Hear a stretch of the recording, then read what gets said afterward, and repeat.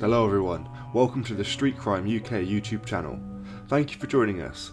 Please don't forget to like, share and subscribe for more exciting true crime content. Today we look at a forger who built a mansion in Zimbabwe whilst raking in thousands from fake marriages and benefit scams. The master forger behind one of the West Midlands' largest sham marriage scams and a £720,000 maternity allowance fraud has been jailed for a total of 17 years. Clemence Marijeni produced fake documents for the money-spinning Rackets, which ran simultaneously for almost 4 years. The Zimbabwe-born 44-year-old father of two completed a law degree at Wolverhampton University after coming to the UK in 2006, and claimed to earn £30,000 a year from his role in a shipping business. But the graphics expert pocketed more cash by selling forged paperwork to others involved in the two frauds, whilst using 8 bank accounts under false names to collect at least £55,000 from bogus maternity allowance claims for himself. Meanwhile, he and his Zimbabwean wife, Paula Chikua, aged 37, also part of the swindle, had a mansion built in their home country. The gang made at least 165 fake maternity applications between May 2011 and August 2015, pocketing £450,000, but would have collected £720,000 if a considerable number had not been spotted as phony by the Department of Work and Pensions officials and rejected.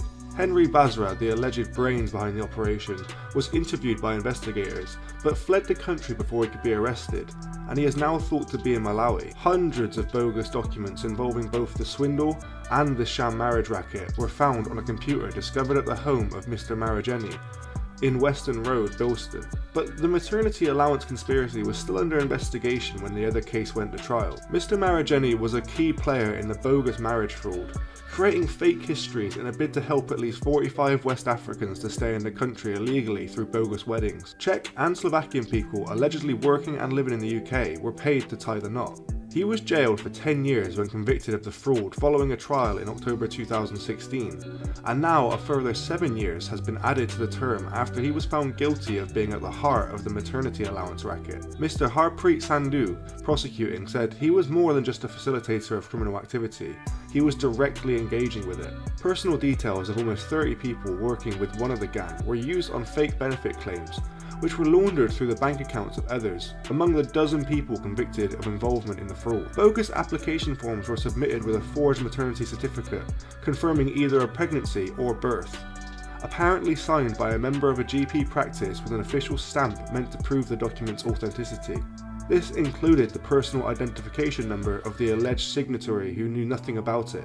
Bogus payslips were sent with the form in a bid to trick officials into believing the applicant met the basic requirement of having worked for at least 26 of the 66 weeks immediately preceding the birth. Judge Barry Berlin said, while passing the latest sentence on Mr. Marijeni, "You are a clever, devious, thoroughly dishonest man.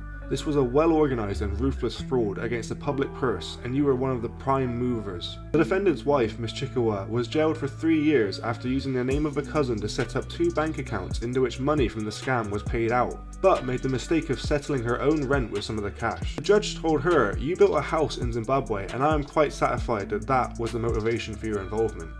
You assisted your husband when you knew he was at the heart of the web." Another of those jailed was former Blackpool and Zimbabwean national team footballer Liberty Masunda from Mapleton Road, now a clinical engineer in Somerset, who received a 3-year jail sentence for his involvement in the conspiracy. Thanks for joining us today. If you enjoyed the video, don't forget to give it a like and a share, and leave any thoughts or suggestions you have in the comments section. We love to read through them all.